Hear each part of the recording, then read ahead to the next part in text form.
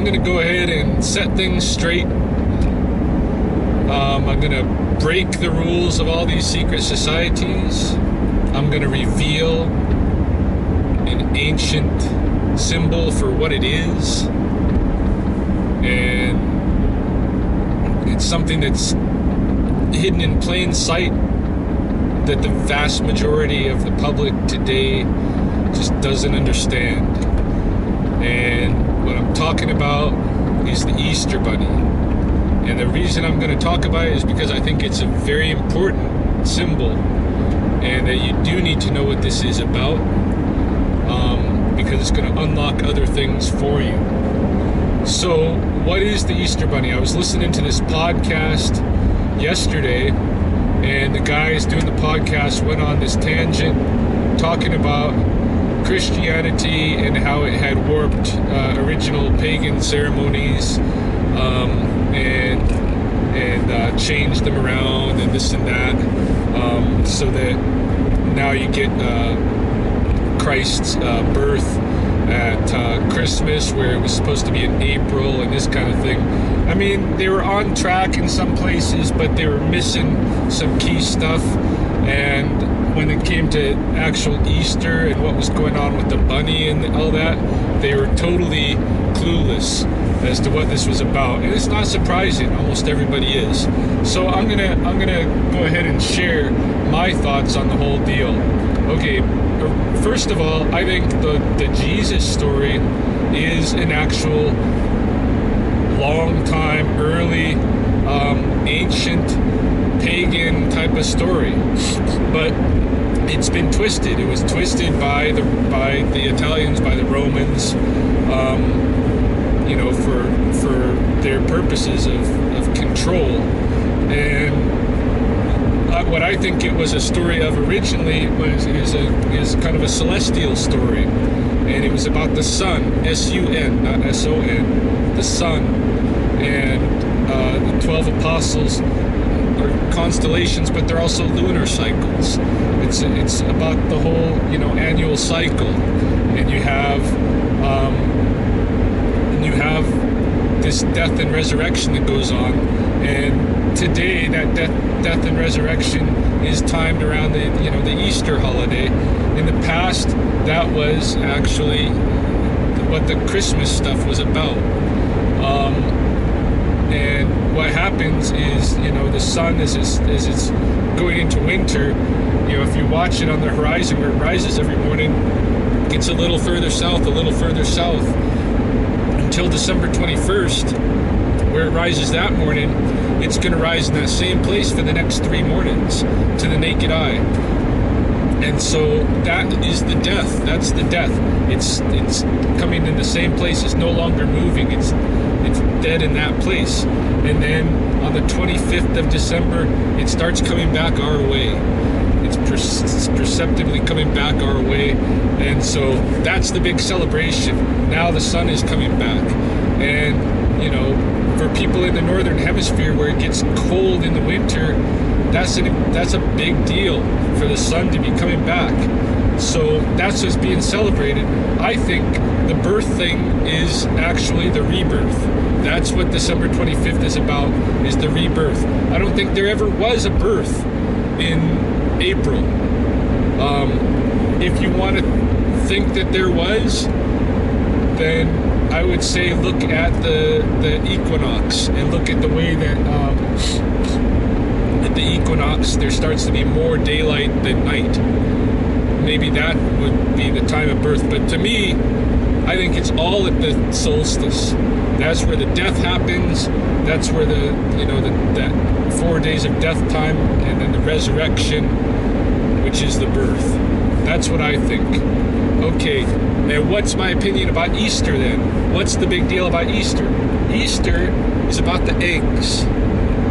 I know this because I myself am involved in an ancient ceremony, but it's a North American ceremony, but it's an indigenous Northern Hemisphere ceremony, and I think you're going to have this same thing all around the Northern Hemisphere. And I know it.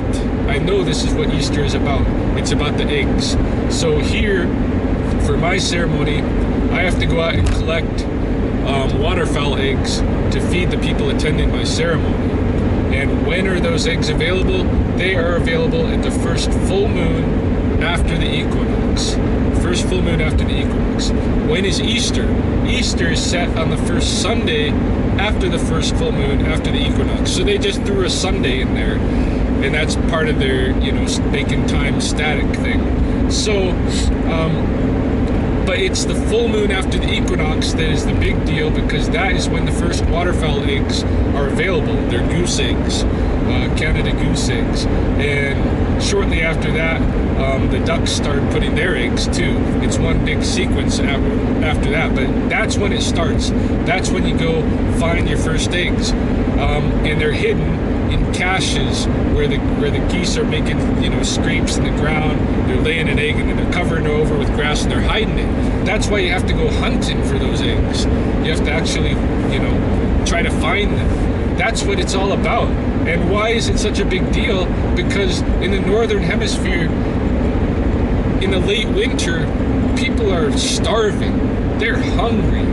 All they've been eating is this food that they've stored from the previous summer, and supplies get low, and sometimes people have to borrow from each other just to feed, just to stay alive.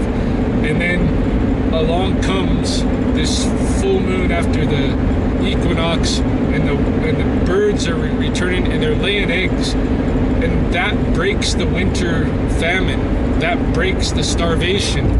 That's a really big deal. That's why it's celebrated. And so it's all about the eggs. The eggs are not a symbol.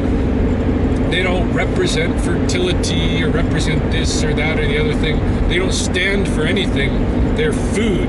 That's what is important about them, is their food. They are what they are to us, and that is they are food. And so then what is the Easter Bunny, right? Is this some shit that Hallmark just made up?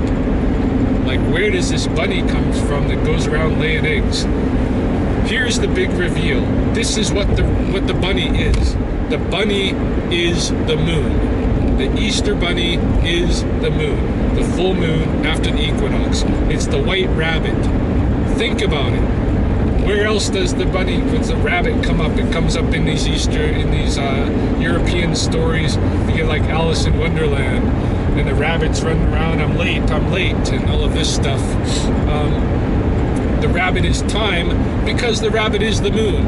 Because when they looked up and they looked at the moon, at the full moon, and you see the shadowing and this and that in the moon, what they saw was a rabbit in the moon. And so when you hear the white rabbit come up in these stories, folklore and what have you, they're talking about the moon. This is real time. Time was measured in the actual lunar cycle and solar cycle in the past. It was about summer and winter, the solstices, and the lunar cycles. And people paid attention to this stuff. They didn't pay attention to, this abstract clock, this circle with 12 slices.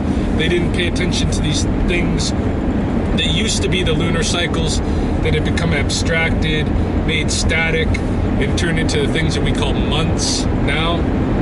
That's the garbage stuff that the Romans did to the ancient practices to try to leverage more control and make it so that people can be more easily controlled. Basically, instead of being locked into the natural system and the natural cycles, we could be locked into the cycles that the state says we need to be locked into. So they control even time.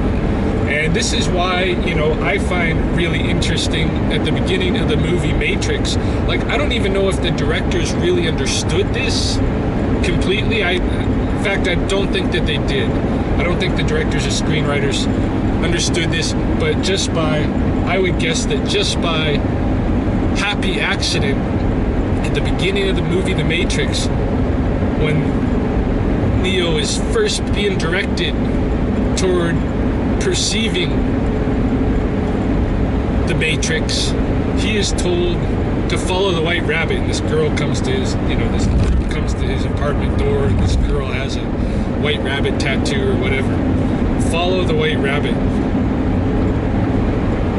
I mean, this is like Alice in Wonderland. She follows the rabbit down into the rabbit hole, and you hear this again in the Matrix in different places with Morpheus telling, how deep do you want to go down the rabbit hole and this kind of stuff. I highly recommend following the white rabbit, but you got to understand what that white rabbit is. That white rabbit is the moon. I highly recommend getting in touch with real time, pay attention to the lunar cycles. Start